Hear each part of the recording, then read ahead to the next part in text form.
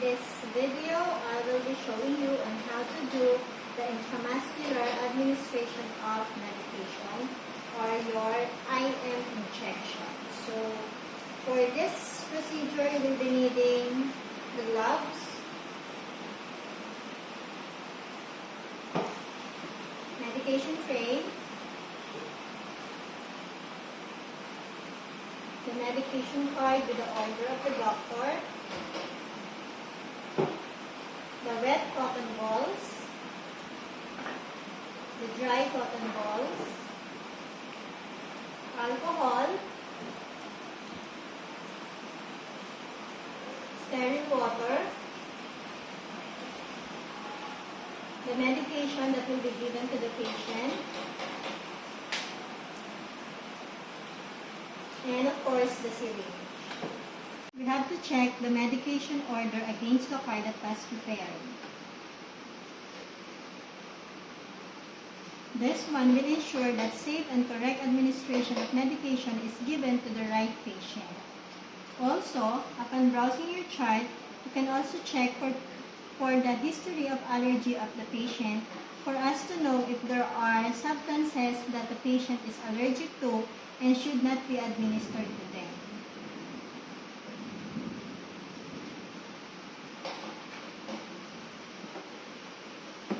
My name is Jace.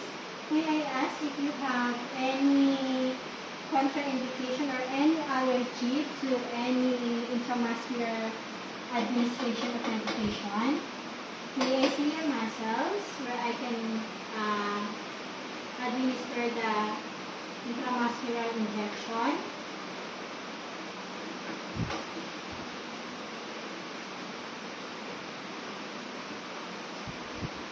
Thank you. Do you have any allergy to any medication?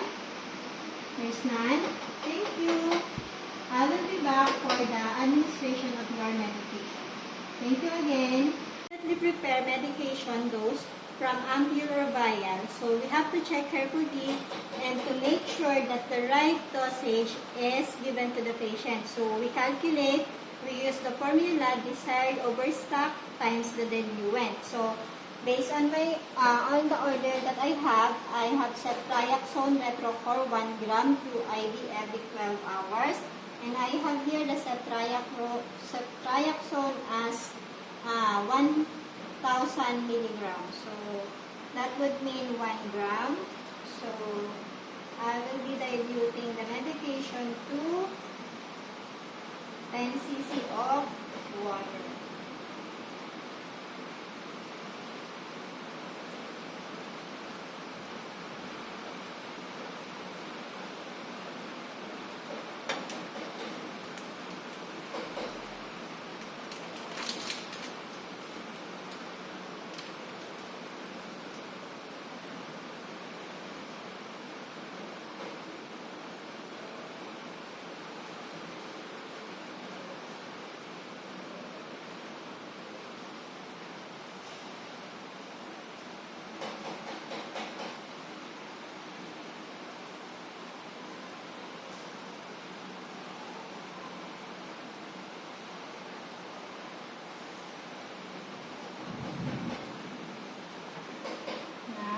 Diluting the medication.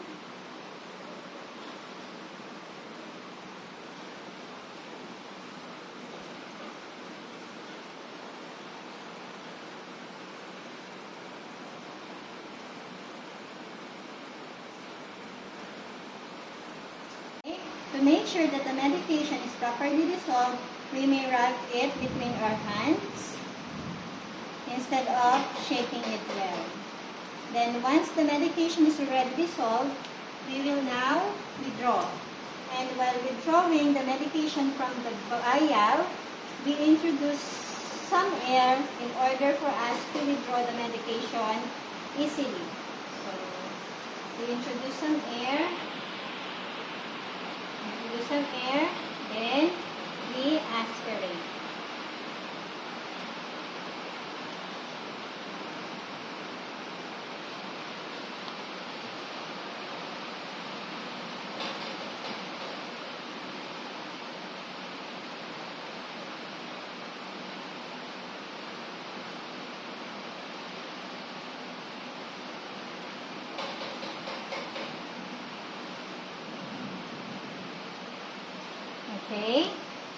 as you can see here, there is this air. So you make sure that this air should be removed before administering to the patient. So as part of the preparation, you already have to remove this.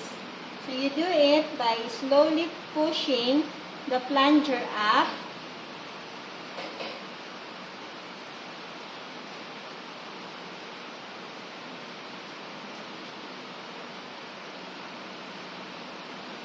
Once there is that few drops of medication at the bevel of the syringe, it is already sure that there are no more air inside this syringe. So then we carefully covered the needle with the needle cap. Everything is prepared for the administration of intramuscular medication. We'll now be proceeding with the hand washing and the wearing of clean gloves. We are going to do the hand washing.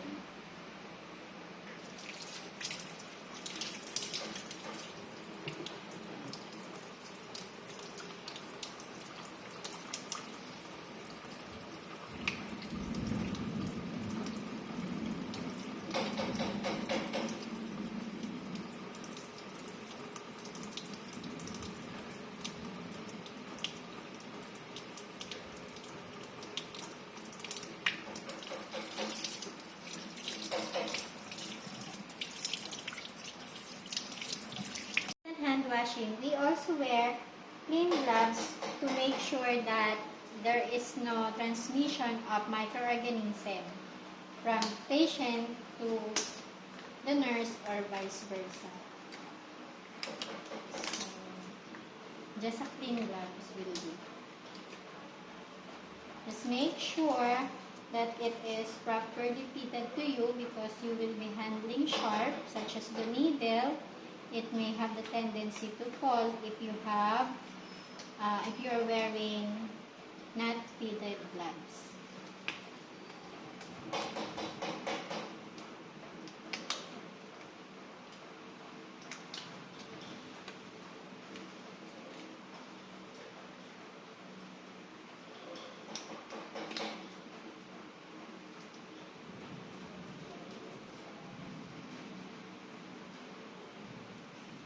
Okay, now that everything is fine, we'll now be proceeding to the patient. Good afternoon, Mrs. Chase. I am your nurse for today. I am Nurse Eileen. So, I will be administering my medication through an injection, specifically intramuscularly. So, as I've asked you earlier, I've seen that your deltoid muscle is capable of receiving such medication. So, I will be using this side of your arms. Would it be okay to you? Thank you. Establishing rapport to the patient and explaining the procedure to the patient as well, we are going to assist the patient to her or his comfortable position. This one will prevent strain on muscle or at least reduce the discomfort of the patient. So, Mrs. Chase, may I assist you on sitting position? Would it be more comfortable to you than lying in? Thank you. So, let me help you.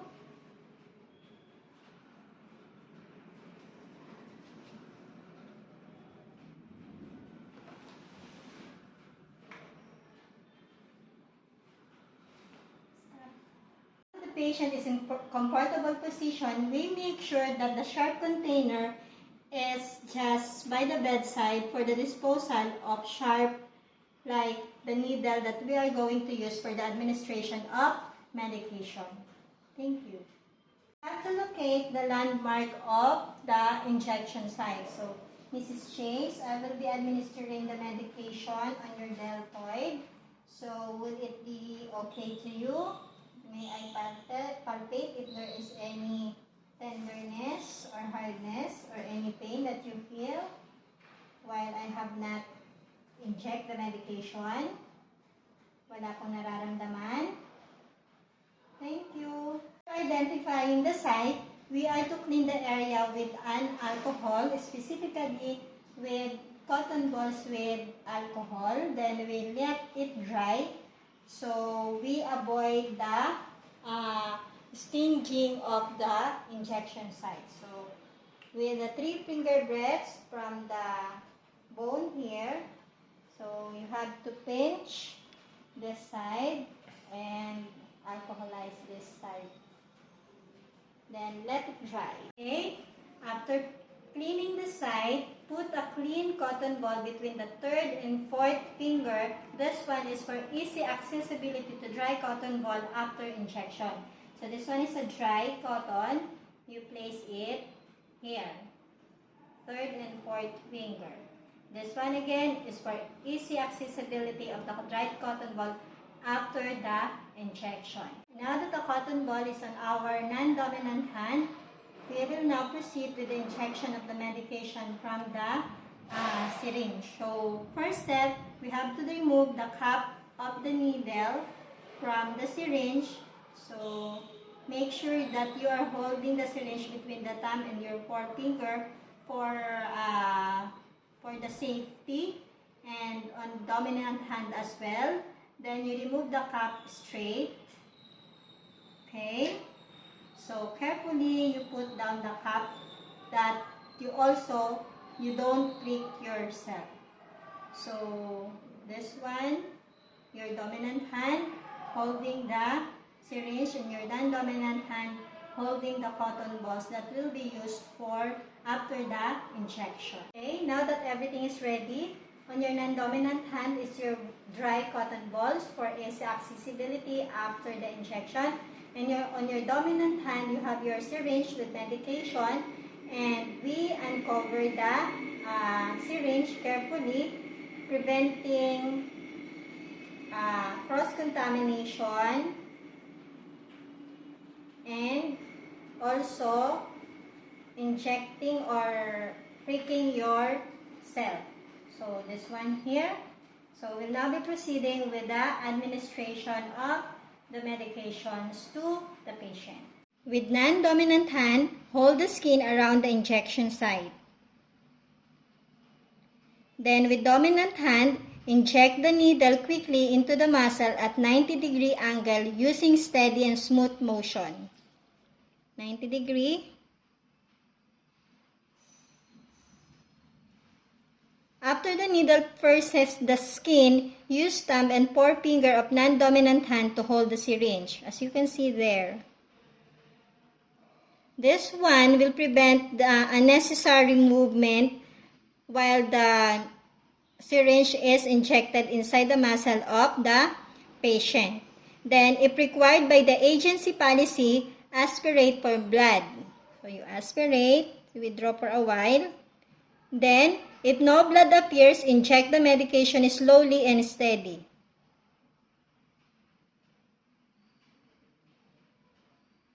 Medication is completely injected.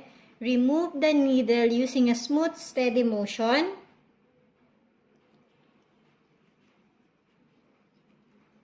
Then, cover the needle with a cap while the injection site is being covered with the cotton balls. With cotton balls or sterile gauze. This one will prevent infection of the injection site.